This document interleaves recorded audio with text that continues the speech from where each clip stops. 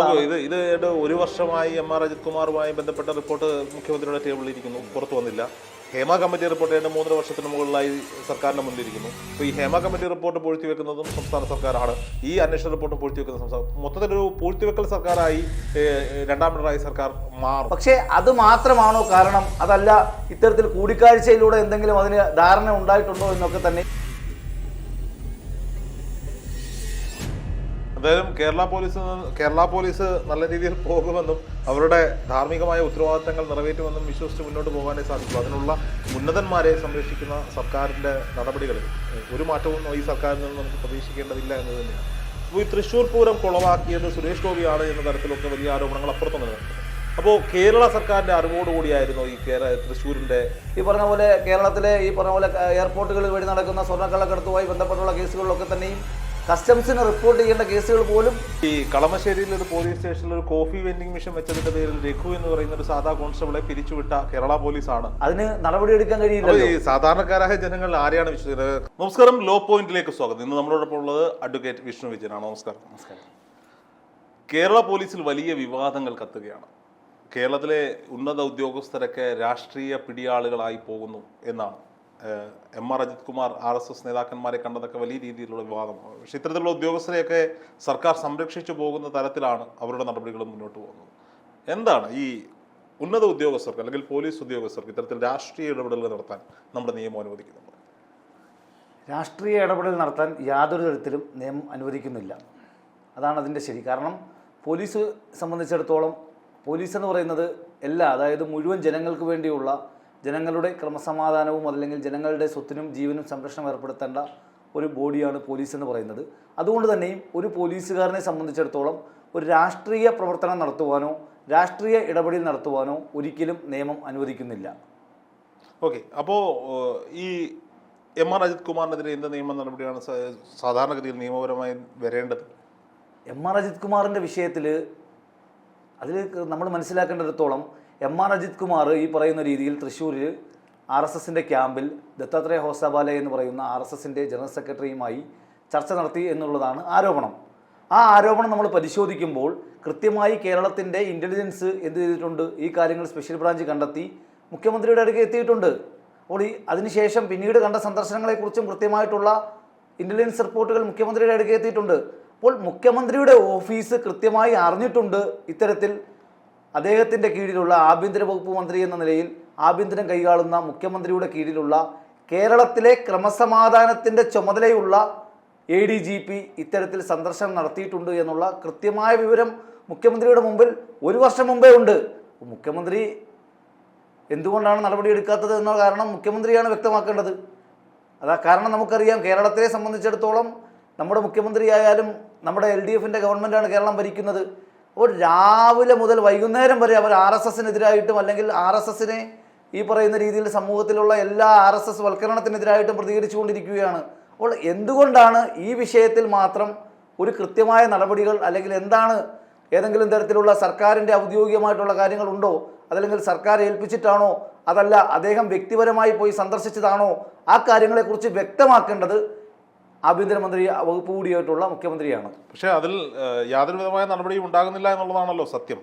നടപടി എന്ന് പറയുമ്പോൾ അങ്ങനെ ഒരു നടപടിയെക്കുറിച്ച് പറയാൻ കഴിയില്ലല്ലോ. കാരണം അതിന് 2 വർഷമുണ്ട്. അതൊരു അന്വേഷണം നടന്നുകൊണ്ടിരിക്കുകയാണെന്നുള്ളതാണ് നമുക്ക് സംസാരിക്കുന്നത്. അദ്ദേഹം ഇപ്പം പ്രൈവറ്റായിട്ട് ഇപ്പം അദ്ദേഹത്തിന് ഈ പറയുന്ന പോലെ LDF ഭരണകാലത്ത് ഇത്തരത്തിലുള്ള ആളുകളെയൊക്കെ കാണാൻ പോകാൻ കഴിയുമെങ്കിൽ അതിന് നടപടിയെടുക്കാൻ കഴിയില്ല. ഈ സാധാരണക്കാരായ ജനങ്ങൾ ആരെയാണ് വിശ്വസിക്കുന്നത്? കാരണം കേരള പോലീസിലെ ഈ കോൺസ്റ്റബിൾ SI റാങ്കിലുള്ള ആളുകൾ വലിയ സമ്മർദ്ദത്തിലാണ് ജോലി ചെയ്യുന്നത്. ഒരുപാട് പോലീസുകാർ ജോലി ഉപേക്ഷിച്ച് പോയവരെ നമുക്കറിയാം.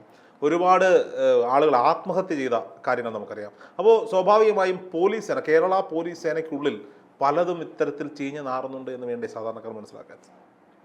ചീഞ്ഞ് നാറുന്നുണ്ടോ എന്നുള്ളത് അത് വ്യക്തമാണല്ലോ. നമ്മുടെ നാട്ടിൽ പോലീസ് ഫോഴ്സിലെ നിരവധിയായിട്ടുള്ള ആളുകൾ ഇത്തരത്തിലുള്ള പീഡനങ്ങളുടെ കൂടെ മരിക്കുകയും അതോടൊപ്പം തന്നെ ഇങ്ങനെയുള്ള വാർത്തകൾ വരികയും ചെയ്യുന്നുണ്ട്. പക്ഷേ ഈ ഒരു വിഷയത്തെ നമ്മൾ അങ്ങനെ കാണേണ്ട ആവശ്യമില്ല. കാരണം നമ്മളെ സംബന്ധിച്ചിടത്തോളം, കേരളത്തിലെ പൊതുസമൂഹത്തെ സംബന്ധിച്ചിടത്തോളം സർക്കാർ പലതരത്തിലുള്ള കേന്ദ്ര അന്വേഷണങ്ങളുടെ നിഴലിലാണ് മുഖ്യമന്ത്രിയുടെ ഓഫീസ് നിലനിൽക്കുന്നത്. അതുകൊണ്ട് തന്നെയും മുഖ്യമന്ത്രിയുമായി ഏറ്റവും ബന്ധമുള്ള, മുഖ്യമന്ത്രിയുമായി ഏറ്റവും സൗഹൃദം പങ്കിടുന്ന ഒരു പോലീസ് ഉദ്യോഗസ്ഥൻ ഈ രാജ്യത്തെ അല്ലെങ്കിൽ ഈ രാജ്യം ഭരിക്കുന്ന പാർട്ടിയുമായി ഈ രാജ്യം ഭരിക്കുന്ന പാർട്ടിയുടെ ഒരു പോഷക അല്ലെങ്കിൽ അതിൻ്റെ മാതൃസംഘടനയുടെ ദേശീയ നേതാക്കന്മാരുമായി നിരവധി തവണ കൂടിക്കാഴ്ചകൾ നടത്തുമ്പോൾ ഇവിടെ വ്യക്തമാകേണ്ട ഒരൊറ്റ കാര്യം എന്ന് പറയുന്നത് സർക്കാരിൻ്റെ ഏതെങ്കിലും നിർദ്ദേശപ്രകാരമാണോ അതല്ലെങ്കിൽ സർക്കാർ ഏൽപ്പിച്ച ഏതെങ്കിലും ചുമതല നിർവഹിക്കാനാണോ അദ്ദേഹം പോയത്, അതല്ല വ്യക്തിപരമായി സന്ദർശനമാണോ, അതല്ല സൗഹൃദ സന്ദർശനമാണോ എന്നുള്ളതാണ് ഇവിടുത്തെ പ്രശ്നം. കാരണം അദ്ദേഹം ഒരു സാധാരണക്കാരനായ ഉദ്യോഗസ്ഥനല്ല. കാരണം നമ്മുടെ കേരളത്തിലെ പോലീസ് സംവിധാനത്തെ നമ്മൾ പരിശോധിക്കുന്ന കാലത്ത് രണ്ടാം പിണറായി സർക്കാരിൽ എം.ആർ. അജിത് കുമാർ നേരത്തെ ആണെങ്കിൽ ഈ പറയുന്ന ക്രമസമാധാന ADGP എന്ന് പറയുന്നത് 2 പേരായിരുന്നു. ഒന്ന് ഉത്തരമേഖലയ്ക്കും ഒന്ന് ദക്ഷിണ മേഖലയ്ക്കുമായിരുന്നു. പക്ഷേ എം.ആർ. അജിത് കുമാർ ഇന്ന് കാസർഗോഡ് മുതൽ തിരുവനന്തപുരം വരെയുള്ള 14 ജില്ലകളുടെയും ക്രമസമാധാനത്തിൻ്റെ ചുമതല വഹിക്കുന്ന ADGP ആണ് എന്നുള്ളതാണ് അതിൻ്റെ ഗൗരവം. നമുക്കറിയാം, ഈ തൃശ്ശൂർ പൂരം കേരള പോലീസിന് വലിയ വീഴ്ച ഉണ്ടായ ഒരു സംഭവമാണ്. അത് വലിയ വിവാദമായതാണ്. പതിവില്ലാത്ത രീതിയിൽ പോലീസ് ഇടപെടലുകൾ കഴിഞ്ഞ തൃശ്ശൂർ പൂരത്തിന് ഉണ്ടായിട്ടുണ്ട്. അപ്പോൾ ഈ തൃശ്ശൂർ പൂരം കുളവാക്കിയത് സുരേഷ് ഗോപിയാണ് എന്ന തരത്തിലൊക്കെ വലിയ ആരോപണങ്ങൾ അപ്പുറത്ത് നിലനിൽക്കുന്നു. അപ്പോൾ കേരള സർക്കാരിൻ്റെ അറിവോടുകൂടിയായിരുന്നു ഈ തൃശ്ശൂർ പൂരത്തിന് ഈ കേരള പോലീസിൻ്റെ ഇടപെടൽ എന്നത് ഇപ്പോൾ മുഖ്യമന്ത്രിയുടെ കൂടി അറിവോടുകൂടിയാണ് എന്ന് പൊതുജനം വിശ്വസിച്ചാൽ അത് തള്ളിക്കളയാൻ സാധിക്കുമോ? അങ്ങനെ പൊതുജനം വിശ്വസിച്ചാൽ അവരെ ഒന്നും കുറ്റം പറയാൻ പറ്റാത്തതിൻ്റെ കാരണം മുഖ്യമന്ത്രി പറയുന്ന കാര്യം അല്ലെങ്കിൽ CPM പറയുന്ന കാര്യം ഘടകകക്ഷിയായിട്ടുള്ള CPIക്ക് പോലും വിശ്വാസമായിട്ടില്ല. കാരണം തൃശ്ശൂർ സ്ഥാനാർത്ഥിയായിട്ടുള്ള സുനിൽകുമാർ വരെ അന്വേഷണ റിപ്പോർട്ടിന് വേണ്ടി കാത്തിരിക്കുകയാണ്. കാരണം ഒരു കാര്യം വളരെ വ്യക്തമാണ്, തൃശ്ശൂർ പൂരം ഇത്തവണ അലങ്കോലമായി എന്നുള്ളത് യാഥാർത്ഥ്യമാണ്. അതിൽ കൃത്യമായിട്ട് അവിടുത്തെ കമ്മീഷണറുടെ റോള് നമ്മൾ ചാനലുകളിലൂടെയും പൊതുസമൂഹത്തിലൂടെയും ഒക്കെ കണ്ടതാണ്. കാരണം അതിൻ്റെ പേരിൽ അദ്ദേഹത്തെ സ്ഥലം മാറ്റുകയും ചെയ്തിട്ടുണ്ട്. പക്ഷേ അത് മാത്രമാണോ കാരണം, അതല്ല ഇത്തരത്തിൽ കൂടിക്കാഴ്ചയിലൂടെ എന്തെങ്കിലും അതിന് ധാരണ ഉണ്ടായിട്ടുണ്ടോ എന്നൊക്കെ തന്നെയും ഒരു കൃത്യമായ ഒരു അന്വേഷണത്തിലൂടെ മാത്രമേ എന്ത് ചെയ്യാൻ കഴിയത്തുള്ളൂ, പുറത്തു വരാൻ കഴിയത്തുള്ളൂ. പക്ഷേ ഇപ്പോൾ പ്രഖ്യാപിച്ചിരിക്കുന്ന അന്വേഷണം എന്ന് പറയുന്നത് ഇദ്ദേഹത്തിൻ്റെ തന്നെ താഴെയുള്ള ആളുകളാണ്. അതായത് നമുക്കറിയാം, ക്രമസമാധാന ചുമതല വഹിക്കുന്ന പോലീസ് ഉദ്യോഗസ്ഥരാണ് എന്ത് ചെയ്യുന്നത്, അന്വേഷണ സംഘത്തിലുള്ളത്. സ്വാഭാവികമായിട്ടും അവരുടെ അന്വേഷണ റിപ്പോർട്ടുകൾ ADGP എന്ന നിലയിൽ അദ്ദേഹത്തിനാണ് ഹാൻഡ് ഓവർ ചെയ്യേണ്ടത്. പോലീസ് മാനുവൽ ADGPയുടെ ഒരു പ്രത്യേക സർക്കുലർ ഇറങ്ങിയിട്ടുണ്ട്. ഈ അന്വേഷണ സംഘത്തിലുള്ള ഉദ്യോഗസ്ഥരാരും അദ്ദേഹത്തെ റിപ്പോർട്ട് ചെയ്യേണ്ട ആവശ്യമില്ല എന്ന് അദ്ദേഹം ഒരു ഔദാര്യപരമായ റിപ്പോർട്ട് പുറത്തിറക്കിയിട്ടുണ്ട്, ഒരു സർക്കുലർ പുറത്തിറക്കിയിട്ടുണ്ട്. അപ്പോൾ അതുകൊണ്ട് ആ പ്രശ്നം വരില്ല എന്നാണ് വിശ്വസിക്കേണ്ടത്. പക്ഷേ നമുക്കറിയാം, കേരള പോലീസിലെ ഏറ്റവും തലപ്പത്തിരിക്കുന്ന ഒരാൾ, ക്രമസമാധാന ചുമതലയുള്ള ഒരാൾ ഇത്തരത്തിൽ ആരോപിതരായി നിൽക്കുമ്പോൾ അദ്ദേഹത്തിന്റെ സത്യത്തിൽ സർവീസിൽ നിന്ന് മാറ്റി നിർത്തിയായിരുന്നില്ലേ അന്വേഷണം, ഒരു സസ്പെൻഷൻ? തീർച്ചയായിട്ടും. കാരണം തൃശ്ശൂർ പൂരം കഴിഞ്ഞിട്ട് ഒരു ഇലക്ഷൻ കാലയളവിലാണ് തൃശ്ശൂർ പൂരത്തിൻ്റെ പ്രശ്നങ്ങൾ ഉണ്ടായത്.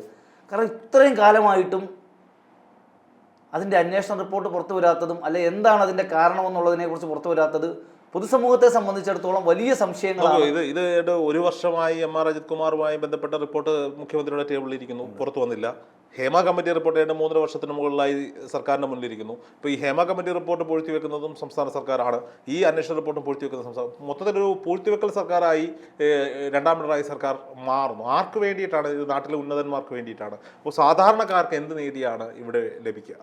സാധാരണക്കാരുടെ നീതിയെ സംബന്ധിച്ചിടത്തോളമാണ്. കാരണം നമുക്കറിയാം, ഈ പറയുന്ന രീതിയിൽ ഇപ്പം ക്രമസമാധാന ചുമതലയുള്ള ഒരു പോലീസ് ഉദ്യോഗസ്ഥൻ ഇവിടുത്തെ എല്ലാ രാഷ്ട്രീയ പാർട്ടി നേതാക്കന്മാരെ സന്ദർശിക്കുന്നതിന് ആർക്കും യാതൊരു വിധമായ തടസ്സമില്ല. കാരണം അദ്ദേഹത്തിന് വേണമെങ്കിൽ എന്ത് ചെയ്യാം, കോൺഗ്രസ് നേതാക്കന്മാരെ സന്ദർശിക്കാം, ഈ പറയുന്ന BJP നേതാക്കന്മാരെ സന്ദർശിക്കാം, CPM നേതാക്കന്മാരെ സന്ദർശിക്കാം, ഇനിയും RSSകാരെയും മറ്റ് എല്ലാവരെയും സന്ദർശിക്കാം. അതിലൊരു യാതൊരു വിധമായ പ്രശ്നമില്ല.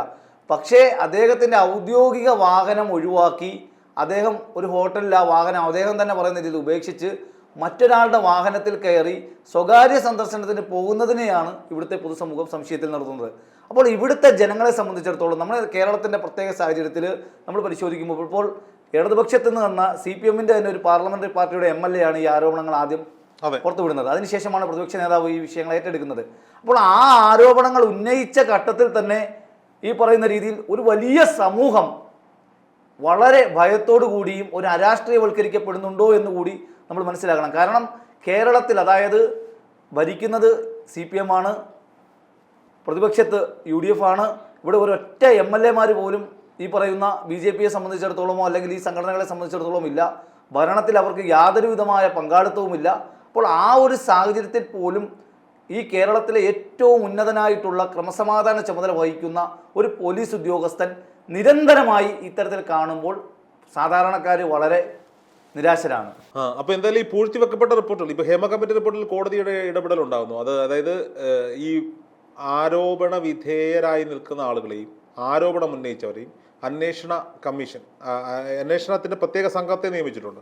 ഈ അന്വേഷണത്തിന്റെ പ്രത്യേക സംഘം ഹേമ കമ്മിറ്റി റിപ്പോർട്ടിന്റെ അടിസ്ഥാനപ്പെടുത്തി കേസ് എടുക്കാൻ സാധിക്കും, പോക്സോ കേസുകൾ, പീഡന കേസുകൾ എടുക്കാൻ സാധിക്കുമെന്നാണ് കോടതി നിരീക്ഷണം ഉണ്ടായിട്ടുള്ളത്. അവർ പറയുന്നു, കമ്മിറ്റിക്ക് മുന്നിൽ മൊഴി കൊടുത്തിട്ടുള്ള ഇരകളെന്ന് പറയുന്ന ആളുകളെ നിങ്ങൾ നേരിട്ട് കാണണം, കണ്ട് അവർക്ക് പരാതി ഉണ്ടെങ്കിൽ കേസ് എടുക്കണം എന്നാണ് പറഞ്ഞിരിക്കുന്നത്. അപ്പോൾ ഈ ഹേമ കമ്മിറ്റി റിപ്പോർട്ടിൽ ഇത്തരത്തിലുള്ള കോടതി ഇടപെടലുകൾ ഉണ്ടാകുമ്പോൾ ഒരുപക്ഷെ ഒരു കമ്മിറ്റിക്ക് മുന്നിൽ അവർ കാര്യങ്ങൾ പറഞ്ഞു പോയി, സിനിമ നന്നാകണമെന്ന വിഷയം കൊണ്ട് കാര്യങ്ങൾ പറഞ്ഞു പോയി എന്നതിനപ്പുറത്തേക്ക് പീഡനം നടന്നിട്ടുണ്ടെങ്കിൽ പോലും ഇരകൾക്ക് പരാതി ഇല്ലെങ്കിൽ ആ കേസ് എടുക്കാൻ കേരള പോലീസിന് സാധിക്കുമോ? യാതൊരു സാധ്യതയും അതിനില്ല. കാരണം അങ്ങനെ ഉണ്ടായിരുന്നെങ്കിൽ 5 വർഷക്കാലം ഈ റിപ്പോർട്ടിന്മേൽ ഒരു കേസും രജിസ്റ്റർ ചെയ്യപ്പെട്ടിട്ടില്ലല്ലോ. അപ്പോൾ റിപ്പോർട്ട് പുറത്തു വന്ന ശേഷം എനിക്ക് തോന്നുന്നു റിപ്പോർട്ടുമായിട്ട് ബന്ധപ്പെട്ടല്ല കേരളത്തിൽ ഒരിടത്തും കേസുകൾ രജിസ്റ്റർ ചെയ്യപ്പെട്ടത്. അപ്പോൾ റിപ്പോർട്ട് പുറത്തു വന്ന ശേഷം അതിൻ്റെ ഒരു ഓളം സൃഷ്ടിച്ച ഒരു ഓളത്തിൻ്റെ പേരിൽ പലതരത്തിലുള്ള ആരോപണങ്ങൾ പലരും പുറത്തു പറയുകയും അതിൻ്റെ അടിസ്ഥാനത്തിലാണ് ഇത്തരത്തിൽ കേസുകൾ രജിസ്റ്റർ ചെയ്യപ്പെട്ടത്. അല്ലാതെ ഹേമ കമ്മിറ്റിയുമായിട്ട് ബന്ധപ്പെട്ട ആരെങ്കിലും മൊഴി കൊടുത്ത ഒരാളുടെ പേരിൽ കേസെടുത്തതായിട്ട് നമ്മുടെ ഇപ്പം റീസെൻ്റ് ആയിട്ടുള്ള ഒരു കേസുകൾ നമ്മൾ പരിശോധിക്കുമ്പോൾ അതൊന്നും നമുക്ക് കാണാൻ സാധിക്കുകയില്ല. കാര്യം ഇപ്പോൾ സിനിമാ താരങ്ങൾക്കെതിരെ എടുത്ത ഇതിൻ്റെ റിപ്പോർട്ടിൻ്റെ വാർത്തകൾ പുറത്തു വന്നപ്പോൾ അതിനു മുമ്പ് ഇത്തരത്തിൽ അനുഭവം ഉണ്ടായ ആളുകൾ പരാതി കൊടുക്കുകയും അതിൻ്റെ അടിസ്ഥാനത്തിൽ കേസെടുക്കുകയും ചെയ്യുകയാണ് ഉണ്ടായിട്ടുള്ളത്. അപ്പോൾ അതുകൊണ്ട് തന്നെ ഇനി അങ്ങനെ ഒരു ഈ പറയുന്ന പോലെ ഇനി ആളുകളെ പോയി ചോദ്യം ചെയ്ത് കേസെടുപ്പിക്കും അല്ലെങ്കിൽ ഈ പറഞ്ഞ പോലെ നിർബന്ധപൂർവ്വം അതിനെക്കുറിച്ച് അങ്ങനെയുള്ള സാധ്യതകൾ വളരെ കുറവാണ്. ഈ കേരള പോലീസിന്റെ ഈ വിഷയത്തിൽ കോടതി ഇടപെടൽ ഉണ്ടാകുമോ? കോടതിക്ക് അതിൽ ഇടപെടാൻ സാധിക്കുമോ?